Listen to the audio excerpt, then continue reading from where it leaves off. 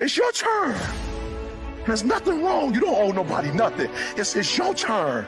You shouldn't feel guilty. It's your turn. It's your time. You've blessed everybody else. You've set everybody else for success. You've compromised you for them, and look where you are. It's time for you. And don't you know that the best thing you could do for them is to be the best version of you? Don't you understand that? That you're not helping them by not being the best version of you? The only way you're really gonna bless them is to be the best you can be. So many people are waiting. You're waiting for things to be perfect. You're waiting for everyone to get themselves together. You're waiting for someone to invite you into the room. You're waiting for someone to give you a seat at the table. You're waiting for someone to validate your gift. You're waiting for someone to call your name. You're waiting for someone to give you the opportunity. You're waiting for everything to line up. You're waiting for all the situations to come together perfectly. And I'm telling you, you cannot wait. You got to start working right now. Depression is not waiting for you to get it together.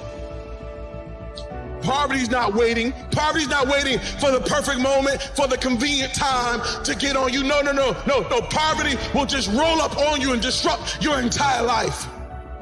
Fear's not waiting. Stress is not waiting. Your bills are not waiting. And if fear is not going to wait to attack you, then you can't wait to attack it. Some of you have a problem, like you the old standard car, right? The new cars are automatic. They got the automatic starter. You just hit the button, like you don't even do the key no more. You just push the button and it starts on its own. Unfortunately, we weren't made just to start on our own. You got to find your why, and your why is what's going to start you. And so for a lot of you, you're not doing nothing because you don't have any purpose right now. You don't have a sense of purpose. You're not waking up for nobody. And I need you to get that engine. I need that drive, because you know what to do. You're the right person to do it, but you just can't seem to get out of bed. You can't seem to do what you're supposed to do. Every time you come up against a trial or a tribulation, you let it stop you. Like you don't have.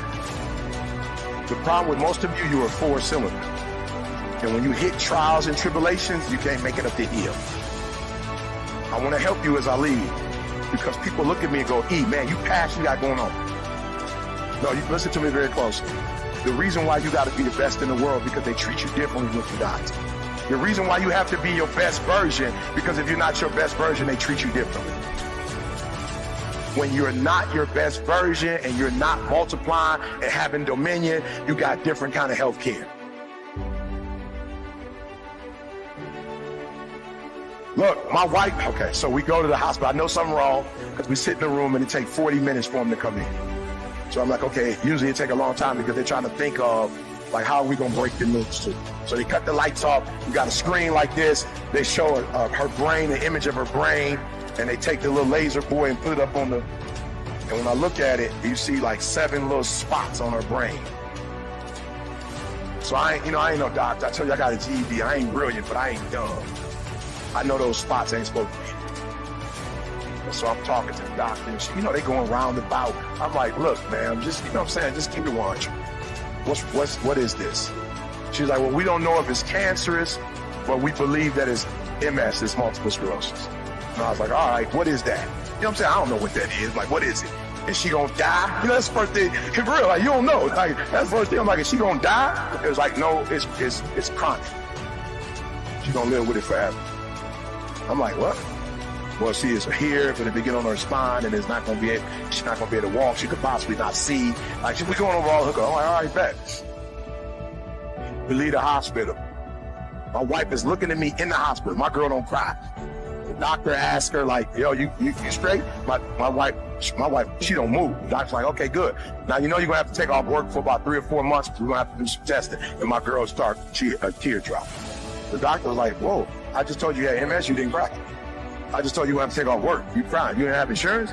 She's like, yeah, we got insurance, but my wife's job is like her identity. So we get home, we sit down and talk. I call Moni like she got MS, Moni. I know about MS because her best friend in college got it, and she in a wheelchair, can't, one of her arms, she has slurred So I'm like, all right, it's showtime. My wife ain't there yet, so let me find out what to do. I started doing all my homework. Homework says the only thing that they know causes is stress.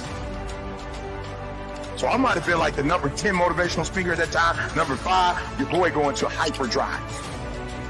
I started studying. My wife going to work again. She coming home stressed out. I'm like, oh, that's not gonna work. You gonna have to quit. She's like, well, I don't mind quit, but do you got enough money? Like, you got enough money for me to quit? I'm like, you know I got enough money. She's like, no, I'm not talking about for the year or two. I'm talking about for the next 30 years.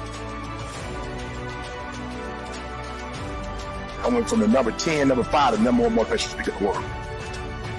Oh, you're not hearing what I'm saying? I started getting on stage and realizing, like, yo, people's like, yo, E, why you went? You just went to a whole other level. I'm not speaking no more to entertain. I'm not speaking to help people. I'm speaking so my girl never have to go back to work again. I'm speaking so that the MS don't kill her. I got a different drive. I got a different why. I got to make this $1.8 million so my girl can quit for the rest of her life. I'm taking all gigs. Let's go, let's go, let's go.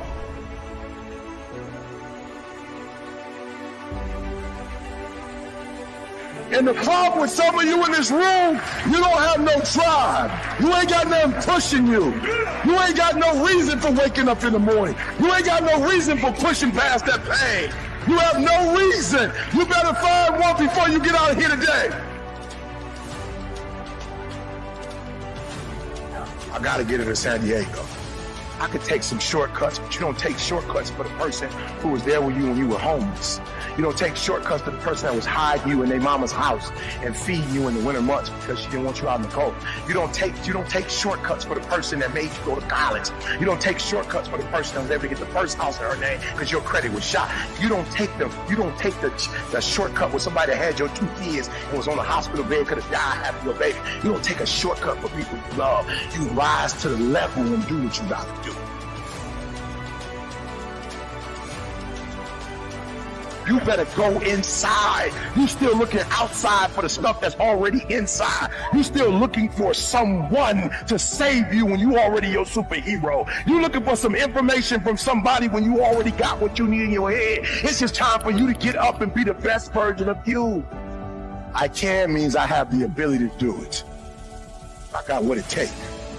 I have the ability to do it. I got what it takes to get a PhD. No, I'm not. Academically, I'm not there. I'm not, but I am average skilled, but I'm phenomenally willed. I got what it takes. I got average skill, but I got phenomenal will. I can. I have the ability to do it. I will. Somebody count on me. I will. I have the willpower to make it happen. I must. My wife needs me. I must. My son needs me. I must. My daughter needs me. I didn't do what my father did and drop out, and then I dropped out. I didn't do what my grandfather did, drop out, and then I dropped out. I will make a way for my kids. Guess what? They don't even know what FAFSA is. They don't know what a loan is. Why? Because I put $200,000 aside cash for both of them to pay for them to go to school. I must. It's not an option. And the reason why some of you are not where you're supposed to be, you've given yourself an option. You've given yourself an out. You've given yourself an excuse. You've given yourself room not to do it. I want you to think about that loved one. I must. I will not leave them to do it themselves. I must. I will not leave them handicapped. I must. I will not leave my wife in a wheelchair. Not on my watch. She will not get in a wheelchair. She will not lose her sight on my watch.